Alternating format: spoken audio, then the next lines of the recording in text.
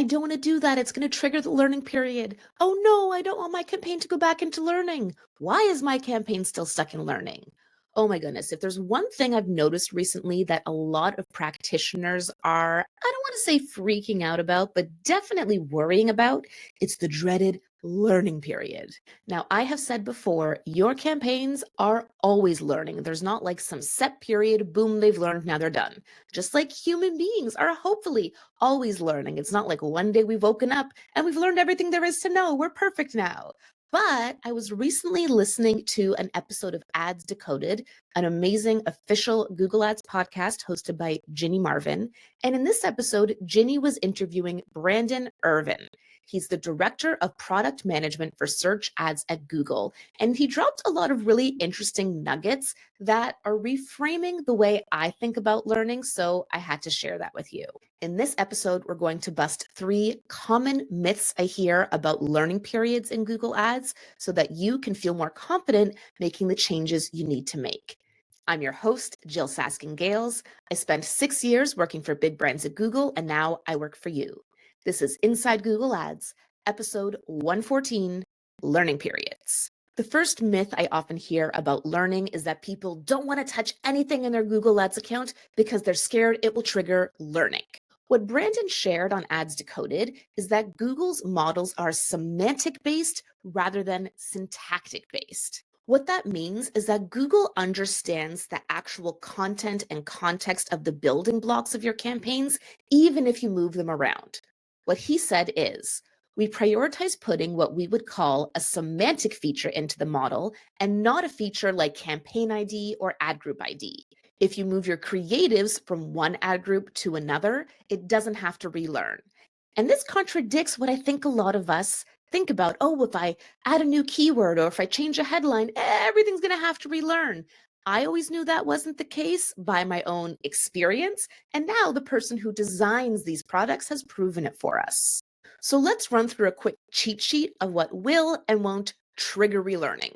Swapping an asset in your ads or copying and pasting ads between ad groups? No. Brandon confirms the model didn't even know these assets were in different ad groups in the first place.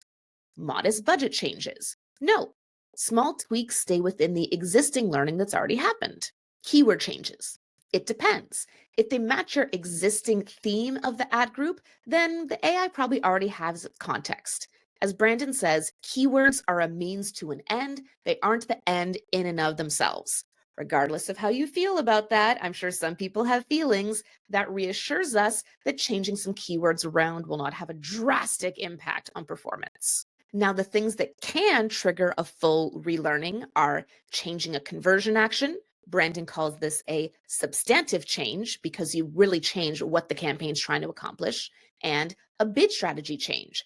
For example, moving from max conversions to target CPA completely changes the goal. And what do you know? This is what I've been telling you for many, many years, but great to hear it confirmed by the person who builds these products. So if you need to make a change or optimization to your campaigns, go ahead, make that change. It generally does not mean your campaign is going to start all over from the newborn phase and have to do everything from scratch. The second myth about learning we're going to bust today is about a magic number. I usually say you need 30 and 30 conversions in 30 days for smart bidding to work.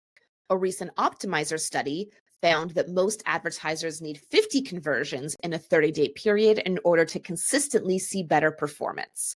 What Brandon from Google shared, however, is that the general guidance they publish is to achieve 15 conversions over a 30-day period. Only 15 conversions. So what's the truth here? The truth is that there's no one number that magically means if you have 14 conversions, your bidding is dumb, and at 15, it's magically smart. Or at 28 conversions, your bidding is dumb, and at 30, it magically works. Your campaign is consistently learning. The way I would think about this is Google's 15 conversions in 30 days is about technical eligibility, a bare minimum. Without at least that, there's not really much smart bidding can do. Whereas on the other end of the spectrum, Optimizer's 50 and 30 is much more about statistical consistency.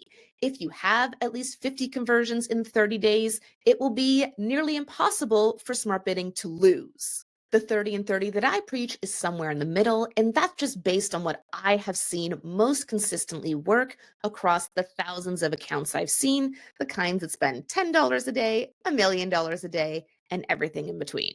Interestingly, in this episode, in a discussion about campaign structure, Brandon shared the exact advice I've been giving a lot of my coaching clients lately. Don't be scared of leveraging portfolio bid strategies and shared budgets, because when you do that, you're essentially lumping your campaigns together without having to do a full restructure. This is a great way to test consolidation and see if that data density leads to better results before taking the plunge and actually restructuring your campaigns. And again, when you do that, you're not going to trigger a whole relearning from zero, because as Brandon shared, your campaigns and account already understand those different assets, those different search terms, even if you move them between ad groups or campaigns. Myth number 3 that we're going to bust today is that there is a set learning period. When you do make a significant change to your campaigns, you may see bid strategy learning as a status, but no matter what, you're going to see that for 5 days. It's more of a UI thing than an actually telling you what's going on under the hood. It's not like on day 6 or day 8 or day 10, some switch flips and your campaign has magically learned. Brandon confirmed this, sharing that it's more about the conversion cycles and the data density rather than a time period. So if you run the kind of business where people tend to click on your ads and convert the same day, then learning can happen faster. Whereas if you're like a lot of my lead gen or B2B clients where someone clicks on an ad and you have a conversion lag of maybe 7 days or 14 days or 40 days, it's going to take a lot longer for that campaign to learn, because it's not going to know if a conversion happened for days, weeks, or even months. This, by the way, is exactly why I recommend starting your campaigns, for the most part, on maximize conversions bidding. That means from day one, you are feeding your smart bidding algorithm data and telling it to optimize for conversions. Even if it doesn't yet know what a conversion looks like, as soon as those first conversions start rolling in, it's going to learn right away. Rather than starting on something like manual CPC, where all it's trying to do is buy clicks, and you're going to buy a whole bunch of those clicks, and then conversions may or may not happen. At some point, you're going to switch bid strategy to a smart bidding strategy, which will suddenly trigger new learning because your campaign was never trying to get a conversion. And now all of a sudden it is. Give your machine that data it needs and let it start learning from day one by starting on a conversion focused bid strategy.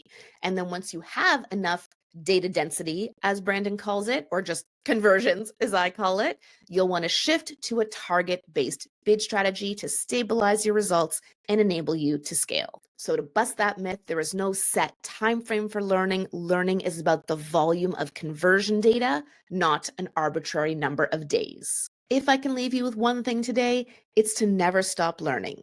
Your Google Ads campaigns never stop learning.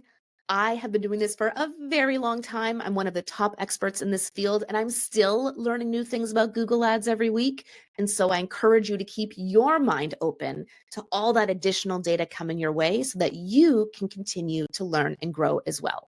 And of course, if you're feeling stuck or want a little more one-on-one attention for that learning and growing, you can book a Google Ads coaching call with me via my website, jyll.ca. That's JYLL.ca. I'm Jyll Saskin Gales, and I'll see you next time inside Google Ads.